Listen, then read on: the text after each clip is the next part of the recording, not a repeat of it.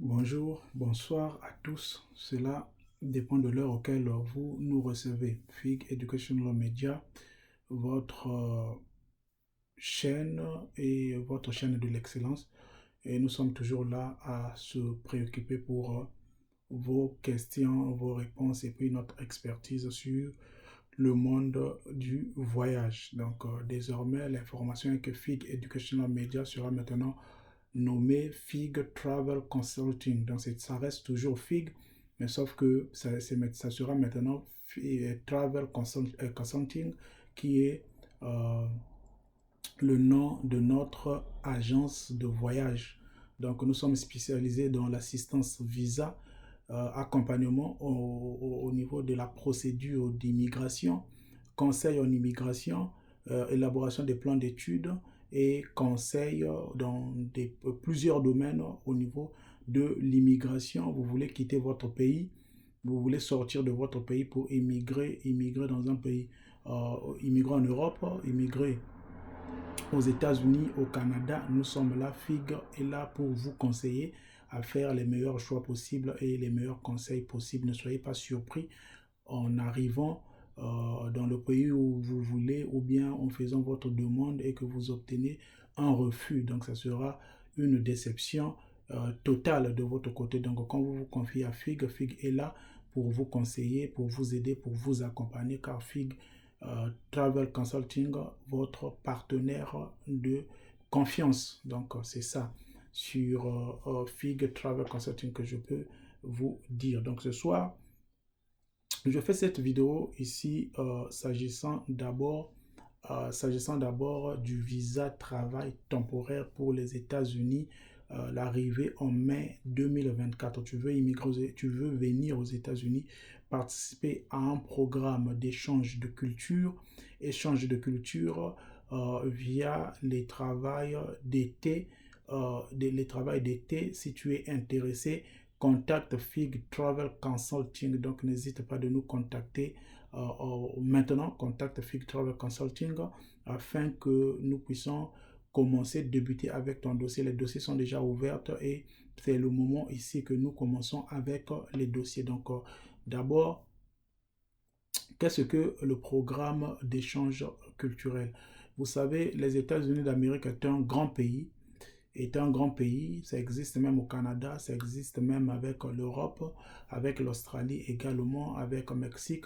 De beaucoup de grands pays, ça existe, c'est-à-dire que c'est un programme d'abord du gouvernement américain qui échange les cultures, c'est-à-dire dans ce type-là de programme est que il y a des travailleurs étrangers qui quittent l'étranger et ils viennent par exemple passer leur été, pendant l'été, au niveau des États-Unis, au niveau du Canada, en Europe et dans les autres pays, les grandes démocraties. Donc, ce sont l'échange. Donc, quand les gens là viennent, ils échangent les cultures. Donc, c'est pendant les vacances et les parents qui sont par exemple aux États-Unis envoient leurs enfants dans des colonies de vacances. Envoient leurs enfants dans des colonies de vacances à passer peut-être une semaine dans une colonie de vacances. Donc, ils font ça. Ils font des réservations en avance et ils envoient leurs enfants. Ils envoient leurs enfants. Ça, je suis d'abord dans le domaine au niveau des enfants. Et puis, pour que les enfants puissent passer un week-end n'ayant pas à la maison avec d'autres personnes. Alors, les entreprises de colonies de vacances, les entreprises de colonies de vacances qui sont dans ce programme-là pendant la période de l'été, alors ils embauchent, ils recrutent, bien qu'ils ont des travailleurs qui sont à l'intérieur du pays, ils recrutent aussi des travailleurs autour du monde qui viendront seulement pour passer ce programme-là pendant l'été et dès que ça termine, et ces gens-là ont cette possibilité-là que leur offre le gouvernement américain et les autres gouvernements de visiter le pays pendant un mois. Ensuite, vous repartez dans votre pays avec cette expérience-là de l'étranger. Voilà pourquoi c'est l'échange de culture. Donc, vous changez de culture, vous allez faire connaissance avec les Américains. Si c'est directement les États-Unis, vous faites connaissance avec les Américains et vous travaillez avec les Américains. Donc, il y a le domaine des enfants, il y a le domaine des enfants. Donc, les enfants, l'âge varie entre 5 5 ans. Donc cela dépend des colonies de vacances. Donc tout dépend par rapport à l'âge. Il y a d'autres qui prennent les enfants du bas âge, mais cela dépend les enfants du bas âge. D'autres qui prennent des enfants à partir de 5 ans. Les enfants commencent à partir de 5 ans jusqu'à 13 ans. Jusqu'à 13 ans si ça part encore loin, jusqu'à 15 ans maximum, jusqu'à 15 ans et peut-être 16 ans aussi. Donc, ce sont au niveau du travail avec les enfants. Donc, vous êtes recruté comme étant conseiller travaillant avec les enfants. Donc, il y a une équipe qui est là, on vous forme. Donc, d'abord, pour participer au programme, vous devez avoir une petite expérience d'avoir dirigé les enfants, d'avoir travaillé avec les enfants, même si l'expérience a été du bénévolat. Donc, vous devez d'abord avoir cette expérience-là, même si c'était du bénévolat, mais l'essentiel que vous étiez en contact des enfants et vous étiez à la supervision des enfants. Ensuite, comme vous venez pour travailler, c'est un visa de travail temporaire, vous devez avoir une base de l'anglais. Donc, ça, c'est d'abord au niveau des enfants. Il y a aussi des vieillards, c'est-à-dire les gens qui sont dans les maisons de vieillards, ces vieillards-là et les handicapés. Donc les vieillards et les handicapés, par exemple, qui n'arrivent pas à marcher, qui sont parfois chaises roulantes, qui sont parfois, quand je parle des handicapés, ça veut dire qu'il peut être handicapé mental, tout comme il peut être handicapé physique. Donc ces gens-là aussi partent aussi en vacances, aussi dans des colonies de vacances. Ils partent passer peut-être une semaine, 2 semaines. Donc chaque semaine, il y a une nouvelle vague de personnes qui arrivent.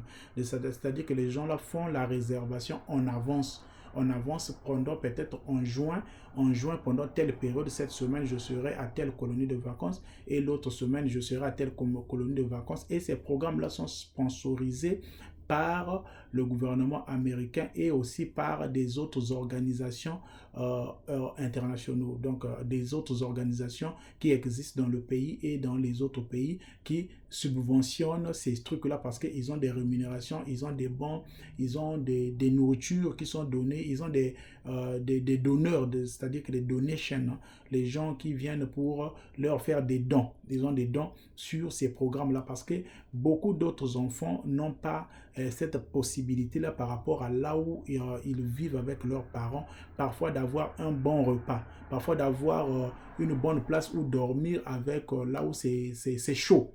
Parce que ici, tout ça, ça rentre en compte. Donc, parfois, là où c'est chaud, avec des draps propres, parfois, il va passer aussi un temps aussi avec les autres et il va s'amuser. Il va au moins s'amuser. Parfois, il n'a pas le temps parce que beaucoup des enfants, tels que aux États-Unis, dans des grandes démocraties, n'ont pas peut-être cette possibilité-là d'être libres, de s'amuser. Ils sont toujours dans des maisons. Parfois, si les parcelles n'ont pas de cours et parfois, souvent, l'école et puis la maison, et par rapport au stress et beaucoup de choses, tout ça. Donc, les vacances, au niveau des États-Unis, le Canada, l'Europe et puis les autres, Australie, tout ça, ce sont des choses c'est vraiment important de prendre les vacances après avoir travaillé, surtout pour les enfants, pour que l'enfant puisse passer au moins une période de bien et qu'il puisse passer au moins une expérience avec les autres enfants, qu'il puisse s'amuser. Donc, c'est pour juste que l'enfant puisse s'amuser, l'enfant puisse être heureux pendant au moins une semaine, parfois il peut revenir la deuxième semaine. Donc pendant tous ces moments-là de l'été, ce sont les vacances pour les enfants. Ils partent dans des colonies de vacances. Maintenant, ces entreprises-là, des colonies de vacances, recrutent les gens autour du monde et ils prennent aussi un certain nombre de gens à l'intérieur du pays. Maintenant, l'avantage quand ils recrutent les gens à l'extérieur, c'est que ces gens-là recrutés à l'extérieur sont moins payés par rapport aux gens qui sont recrutés à l'intérieur du pays. C'est-à-dire qu'un travailleur local coûte plus cher qu'un travailleur international, vous voyez? Parce que dans ce programme-là, l'entreprise, la colonie de vacances ou bien l'entreprise, la compagnie qui exerce dans ce domaine-là prendra en charge, c'est-à-dire prendra en charge son travail. Donc, il te recrute, tu as un contrat de travail qui part par exemple d'une période de mai jusqu'en septembre, jusqu'en août. Vous voyez? Et c'est à lui la responsabilité là où vous dormez au niveau des cabines et tout ça là. Il y a des maisons, donc tu dors, dont le loyer est assuré, le manger également est assuré et tu es là, tu ne bouges pas, tu es seulement là au niveau des colonies de vacances, mais tu peux sortir pendant le week-end parce que vous travaillez, la plupart travaillent de lundi jusqu'à samedi parfois ou bien de lundi jusqu'à vendredi et samedi, dimanche, vous êtes libre. Vous êtes libre et puis vous pouvez visiter, vous sortez aussi pour visiter la ville et tout. Bon, vu que toi tu reviens de l'étranger, si tu ne connais personne dans l'état où tu arrives, tu restes d'abord là jusqu'à ce que tu vas terminer le programme. Après, maintenant, tu as l'autorisation de voyager les États-Unis d'Amérique, de visiter les États-Unis d'Amérique pendant de visiter les États-Unis d'Amérique pendant 30 jours, exactement 30 jours. Et c'est pendant ces 30 jours-là, si la personne peut-être décide comment, ça ce sont des choses que je ne peux pas dire dans les vidéos, donc ça c'est à contacter et tout ça, mais ça c'est pendant cette période-là et vous visitez les États-Unis. Donc, vous êtes venu pour participer à un programme et quand le programme là termine, vous avez la chance, on vous donne cette période de grâce de 30 jours de visiter les États-Unis d'Amérique.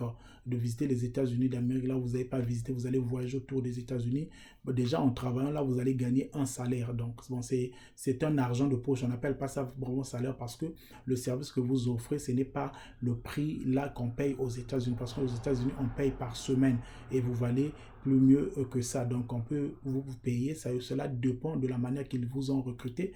Les salaires varient entre 1500, 1600 jusqu'à 3000, jusqu'à 4000 dollars. Cela dépend de la compagnie et de votre contrat par rapport à votre expérience également. Donc, il y a aussi les colonies de vacances des handicapés qui peuvent être handicapés mentaux, tout comme ils peuvent être aussi handicapés physiques. Donc là aussi, vous prenez soin de ces gens-là pendant ces moments-là. Vous les laissez aussi le temps qu'ils puissent passer un bon temps, un bon moment, loin de beaucoup de stress, loin de beaucoup de choses, parce que c'est la période de vacances.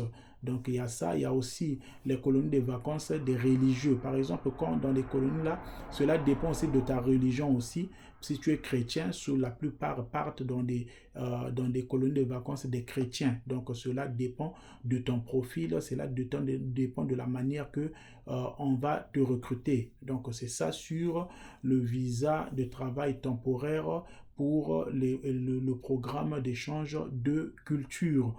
Donc l'échange de culture, contactez FIG Travel Consulting si vous êtes intéressé. Donc là, dans ça, c'est que quand tu es d'abord, pour entrer d'abord, pour participer au programme, il y a d'abord des exigences, c'est-à-dire tu dois d'abord avoir un niveau de base en anglais, c'est-à-dire tu peux écouter l'anglais, tu peux entendre, tu peux parler l'anglais.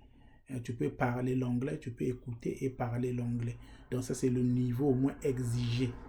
C'est-à-dire tu ne peux pas connaître parfois l'anglais, tu n'es pas expert, ou bien tu ne parles pas vraiment un anglais courant, mais au moins tu as la capacité qu'on puisse te donner un message en anglais, tu comprennes le message et tu reformules au moins les phrases que tu peux parler, même si tu parles avec erreur, mais au moins tu parles l'anglais, que tu peux répondre au moins en anglais. Donc ça c'est la base, parce que la première fois tu auras d'abord l'interview d'abord, on aura d'abord l'interview d'abord et avec la compagnie qui s'en en charge, d'abord une organisation qui s'en en charge, et vous aurez d'abord comment est-ce qu'on appelle ça, l'entretien pour évaluer votre niveau de l'anglais et pour rentrer en contact avec vous, connaître qui vous êtes par rapport au profil que vous avez émis et tout. Maintenant, on va savoir qui vous êtes, quel est le boulot, le métier que vous êtes en train de faire. Est-ce que vous avez l'expérience ou vous avez travaillé avec les enfants? Si c'est dans le domaine des enfants, est-ce que vous avez travaillé avec les handicapés? Est-ce que vous avez travaillé avec les gens qui sont handicapés mentaux, qui ont des soucis mentaux? Donc cela dépend de votre dossier, la manière que vous avez mis. Donc